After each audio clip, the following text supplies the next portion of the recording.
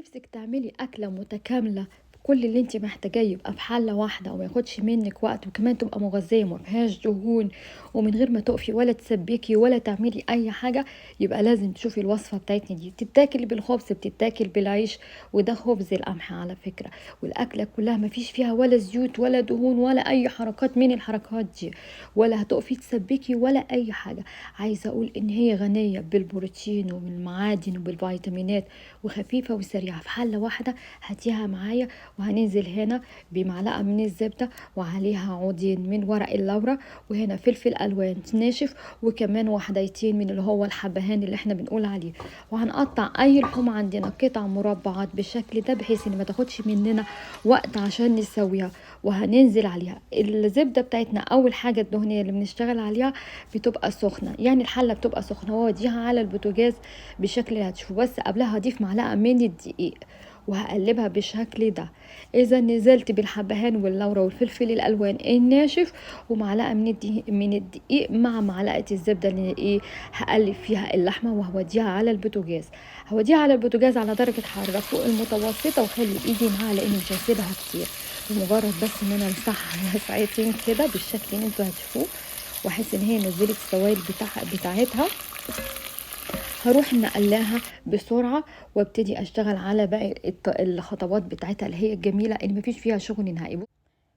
هنا هستخدم الصلصة العادية، تقدري تستبدلي الصلصة بأي عصير طماطم عندك، عصري طماطم وصفيها وانزلي بيها. وهنا هستخدم سكر بني، تقدري تحطي السكر التاني. وهنزل بمية، ممكن تكون المية دي مغلية عشان تسهل عليكي وتخلصي بسرعة. وتقلبي الخليط ده كله مع بعض، وتأكدي انك انت دوبتي الصلصة في وسط المية مع اللحمة وكل المكونات، وتوديها على البوتاجاز لحد ما تبقى 3/4 سوا. في المرحلة اللي هي 3/4 سوا تشيلي ورق اسمه ورق اللوري ده والحبهان، وتنزلي بالخضار.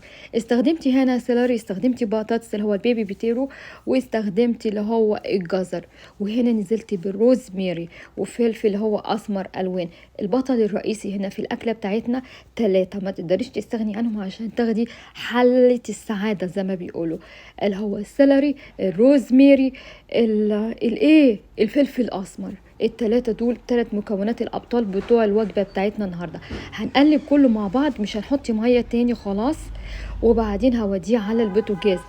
اتاكدي انك تشيلي الحبهان قبل ما تحطي الخضار. كنت محتاجه الحبهان عشان اللحمه بس، لكن الخضار مش عاوز حبهان، عايز روز ميري، تمام، فلفل اسمر. ووديتها لحد ما استوت. الموضوع كله ما بياخدش وقت كتير. ما تنزليش الخضار الا بعد ما تتاكدي ان اللحمه استوت على الاقل 3/4، يعني فاضل لها الربع الاخير وتستوي.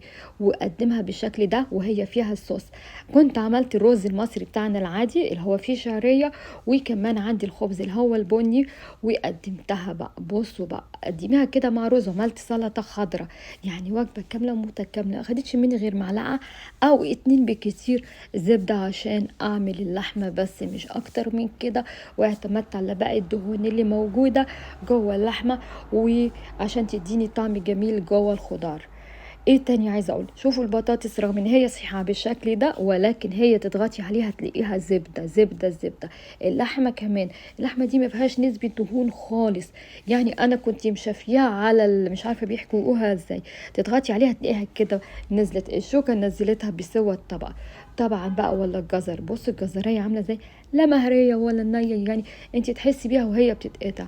ابتدي بقى انجوي، ونزلي الرز وانزلي معاه بقى بشرايح الخضار مع شرايح اللحمه، حاجه كده يعني جميله. عايزه اقول ان هي كانت سويت.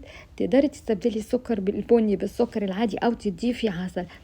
الطريقة التانية بقى في التقديم، قدميه في حاجة تانية زي كده زي ما انا هقدمه، وحاولي ما تنزليش فيه صوص كتير. انا سبت صوص لاني كنت عاملة كمية كبيرة. وبعدين في المرحلة الأخيرة بعد ما عملته بالشكل ده، هبتدي أنزل عليه بالهافي كريمة، يعني تاتش كده بسيط من فوق بالهافي كريمة. وبالتاتش اللي أنا نزلت بيه ده غير الطعم تغيير جذري. يعني حقيقة عايزة أقول إنك انت دخلت في، يعني الطعم ريتش قوي، الطعم حلو قوي قوي قوي قوي. مهما اقول لكم، المعلقتين اللي نزلت بيهم من فوق دول خطار خطار خطار. عايزه اقول دي طريقه جميله، صحيه، سريعه، مفيش فيها مجهود، بتقطعي كل الخضروات بالشكل ده. الخضار بتاعي كان عبارة عن جزر، بطاطس، سيلري، التوابل بسيطة، روزميري، كان لوري اللي هو اسمه ايه تاني، الحبهان، فلفل اسمر، الفلفل الالوان، السكر البني. دي كانت طريقتنا. انجوي يا جماعة، تابعوني على قناتي دي وقناتي التانية.